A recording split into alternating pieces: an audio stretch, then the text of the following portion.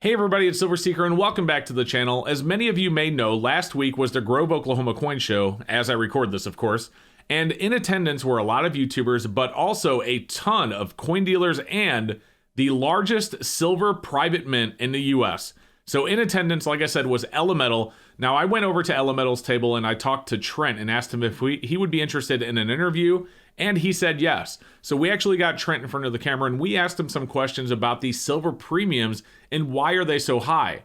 And in this video, you're going to see him answer what's going on from their side and what the production looks like and why the premiums on silver are so high. He's also going to talk about when we're going to see them hopefully come back down as well. So let's get Trent in front of the camera, guys, really quick. But before we do, if you are new here, don't forget to go down below and subscribe. It really helps me out. And additionally, I also interviewed a coin dealer about the same topic that I'm going to release on the channel in just a few days, so you don't want to miss that either.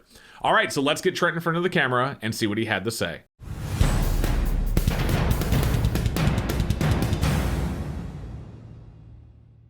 Hey everybody, it's Silver Seeker. Welcome back to the channel. We are here with Trent from Elemetal. Now, Elemetal is the biggest private mint in the US, is that correct? Yes, regarding silver, we are the biggest private mint, and also we have 45 locations around the country to provide scrap for businesses. Right.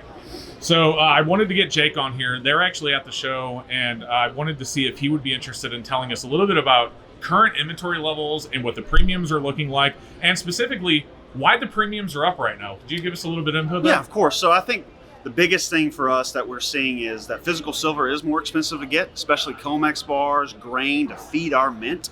But in these current times, it's really a lot about paying our workers more. Right. Run a 24-hour shift, paying our the transportation to get it here, to get it to our vault so we can turn it in a week time. I think premiums are really driven by that aspect of labor.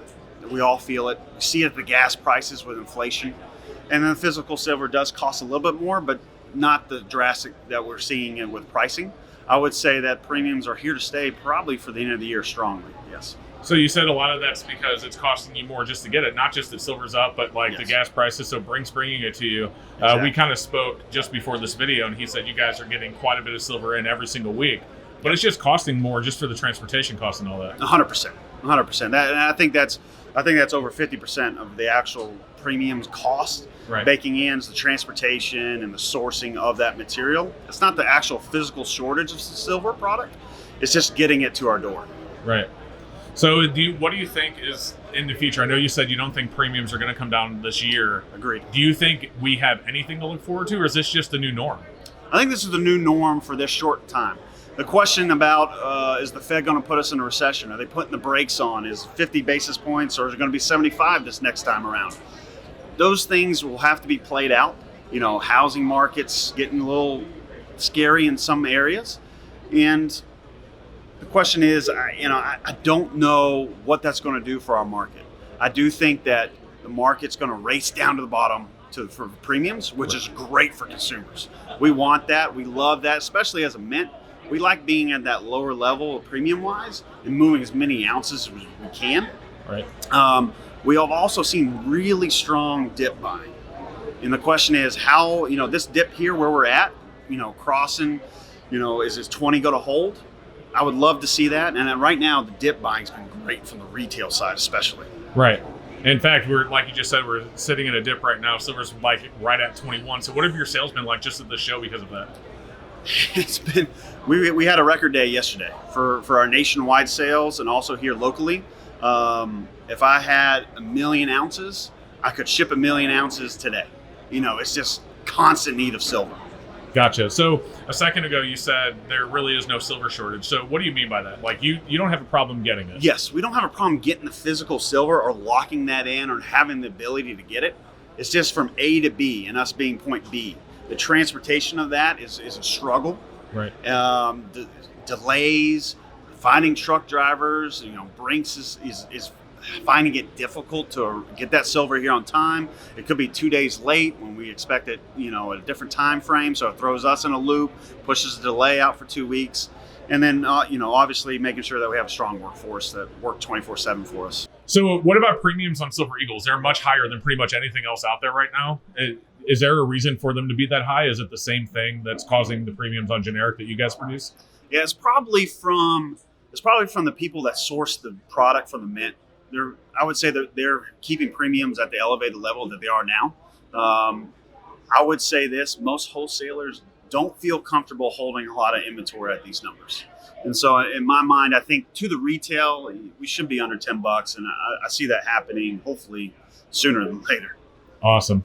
Well, I think that's all I had for you, Trent. Was there anything that I didn't bring up that you wanted to add?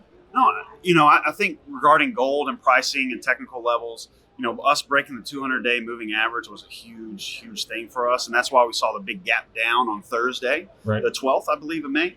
And, for us, gold and silver is always key levels, $1,800, $20. Those are key levels. And so for us, all of us in this market, we need to really be paying attention to these, really looking at these levels.